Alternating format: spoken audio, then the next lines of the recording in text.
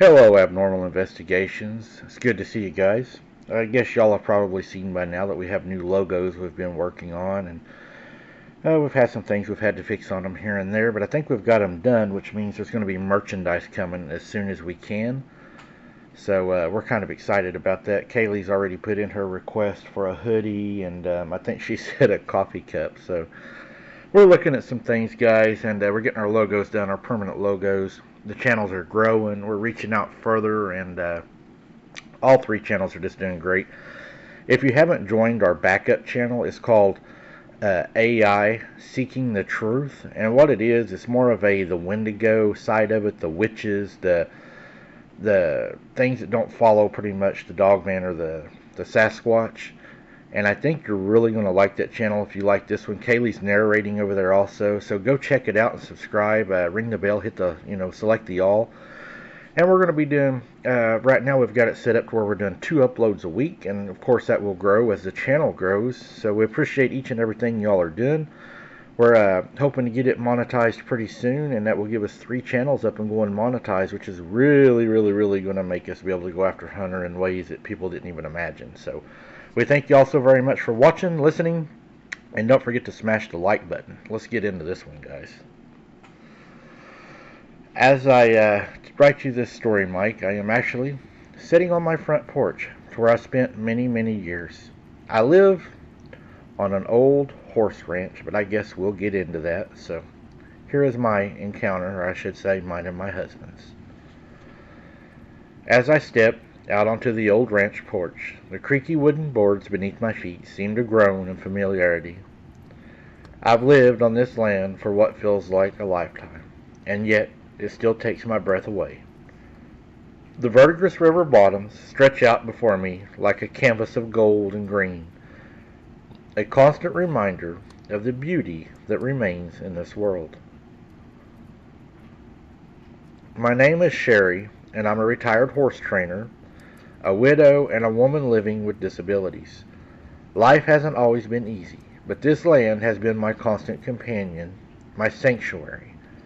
I think back on the days when my horses and I would roam these fields, our spirits wild and free. Now our property is nestled between the Oklahoma and Kansas state line, for anyone that's wondering, right on the verdurous river bottoms line. Now I may not be able to ride like I used to, but I still feel the wind in my hair, the sun in my face, and the peace that comes from knowing I'm exactly where I belong. This ranch, this land, it's part of me, and I'm grateful for every moment I get to spend here, surrounded by the memories of the beauty and the freedom that only nature can bring, and that my family has brought me here over the many years. Excuse me. This has always been a peaceful ranch, day or night. The occasional coyote howling, but so peaceful and quiet. You could hear the horses playing in the evening cool wind after a hot day. The serenity of the ranch is almost palpable in your words. The image of horses playing in the evening cool wind. Their knees and snorts carry on in the breeze is a beautiful one. And when the coyotes howl in the distance, a reminder of the wildness that lies beyond the borders of the little slice of heaven. And when the horses neigh, what a beautiful day. It's easy to imagine the stars twinkling above the moon, casting a silver glow over the fields and barns, and the sound of crickets providing a soothing background hum. The peacefulness of the ranch is a balm for the soul, a reminder that there is still beauty and tranquility to be found in this chaotic world. As the sun sets and the evening wears on, the sounds of the ranch change. But the peacefulness remains. The horses settle in for the night, their gentle snores and their occasional snorts, a lullaby to the night. The coyote's howl may come again, but it's no longer a lonely cry.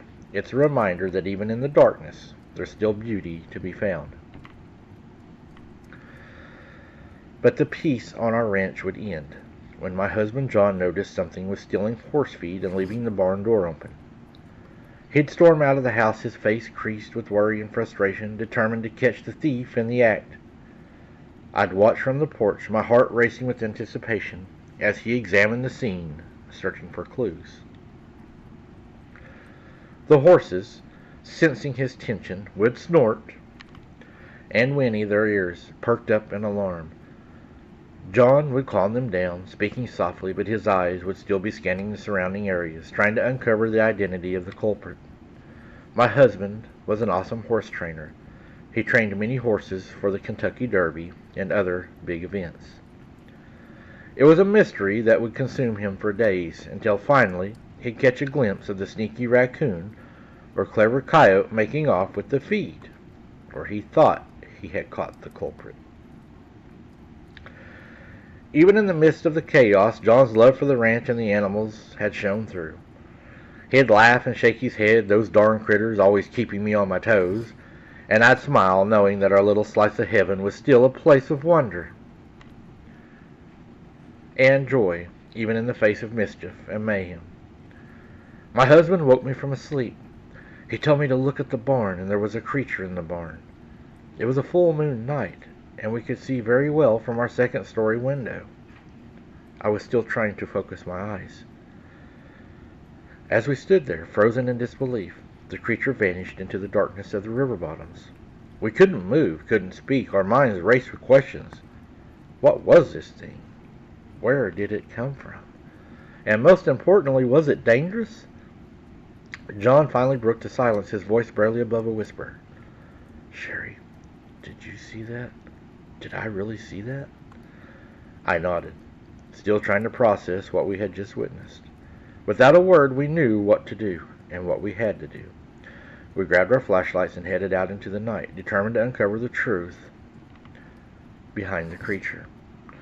We had to check the horses. They were our life. As we approached the barn, we noticed something strange. The door was open and the horses were agitated, their eyes wild with fear. We knew then that whatever we had seen, it had been in the barn with our horses again. We cautiously entered the barn, our flashlights casting eerie shadows on the walls, and that's when we saw it, a large footprint, unlike any we had ever seen before. It was huge, with strange markings and symbols etched into the ground, like something had sat on a bale of hay and took a stick and it drew symbols into the dirt. Suddenly, the legend of the Verdigris River bottoms didn't seem so far-fetched after all. We realized that we had stumbled upon something much bigger than ourselves, something that would change our lives forever, and we'd heard these stories forever. The creatures on the bottoms from the coon hunters and the campers and the hunters and the boaters, but we never believed them. But what was we looking at now? As we stood there, taking in the sight of the strange footprint, we heard a strange noise coming from the stalls. It sounded like the horses were moving. But that was impossible. We had locked them in for the night, and besides, they were too spooked to move around on their own. But as we turned to investigate, we saw that the horses were not only out of their stalls, but they were also braided. Someone or something had carefully woven intricate braids into their manes and into their tails. It was a sight both beautiful and unsettling. This was very, very good work. And then we noticed that these things were moved about in the barn. Equipment was scattered around, and the doors to the stalls were all open. It was as if someone had been in there rummaging through all of our belongings. But then the strangest thing was yet to come. As we watched, a bale of hay suddenly moved on its own, and as something invisible was pushing it, and then a tool fell from the wall, clattering to the ground. It was then that we realized we were not alone in the barn. Whatever had made the footprint and braided the horses was still there watching us. And we knew that our lives would never be the same again. We stood there, frozen in terror. A smaller creature suddenly darted out from the shadows. It was about half the size of the first one, and it looked like a mix between a man and an ape, and maybe even something else. Its features were distorted, its body twisted in ways that seemed impossible. Before we could even process what we were seeing, the creature sprinted toward the barn door with incredible speed. It hit the door with a loud crash, splintering the wood and bursting out into the night. We were left standing there, stunned and trembling with fear. The horses were whinnying and snorting, their eyes wild with terror. We knew that we had to get out of there, to get as far away from the barn as possible. We turned and ran, not stopping until we were back into the safety of our house, neither one of us running since we were children. We locked the doors and windows, our hearts pounding in our chest. We knew we had seen something truly inexplicable, something that would haunt our dreams for the rest of our lives. And as we looked out the window, we saw the creature's shadowy form disappearing into the darkness, with the larger one waiting for it, and down into the river bottoms, leaving us with more questions than we had answers. My husband grabbed a flare gun and his .30-06. He fired a flare, and as the flare lit up the night sky, casting an eerie glow over the river bottoms, we strained our eyes to see any signs of the creatures. But they were gone, vanished into the darkness like ghosts. John's .30-06 rifle was still at the ready, his finger hovering over the trigger as if waiting for another glimpse of the creatures. But they didn't appear. The only sound was the distant echo of the flare's boom fading into the night. We breathed a sigh of relief, our hearts still racing from the adrenaline. We knew that we had just experienced something extraordinary, something that would be etched in our memories forever. As we slowly returned to the barn, our flashlights casting flickery shadows on the ground, we couldn't help but wonder if we had really seen what we had seen. Were they creatures from another world, or just some strange unknown animal? The question swirled in our minds like a vortex, refusing to let go. But one thing was certain: we would never forget, and we couldn't help but wonder if what we had seen was the legendary Bigfoot. And that's whenever we were closing up the barn, locking the gates and everything, that a huge roar came from the river bottoms. The horses jumped, kicked, stalls. We felt it go through our chests like nothing other. The tools on the walls even rattled. This was a roar like none other.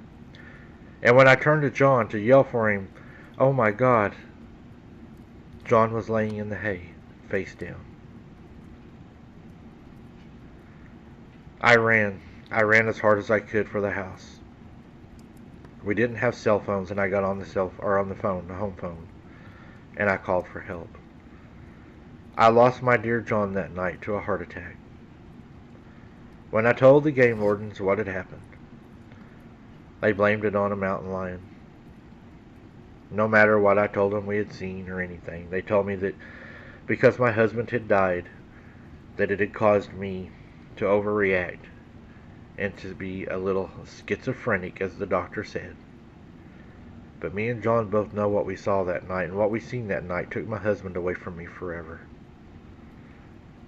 He laid with his hands still clenched onto his gun. He was there to protect me as long as he could. Mike, this is all the story that I really feel like sharing right now.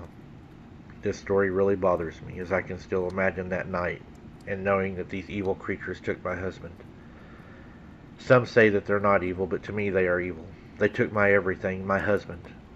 They took my companion. They never had to come back that night and let out a roar like that, a roar that shook everything. They done that on purpose. Thank you for sharing my story. Your listener, Sherry. That's very sad, Sherry. I'm sorry that happened to you and your husband. I too believe that they're evil. And you said they have never came back, and I think the reason they have never came back is they know that they were spotted, and you know what they are. The horses with the braids and stuff, we all pretty much know what's going on there, and that was probably what attracted them to your barn. I look forward to the comments on this one, and again, Sherry, I'm sorry for your loss. Until next time, guys, keep your head on a swivel. Don't be something's dinner. And don't forget to watch our 8 o'clock drop tonight, guys, and smash the like button on both of these videos. That'll bring Hunter home even faster. Thank you so much, guys.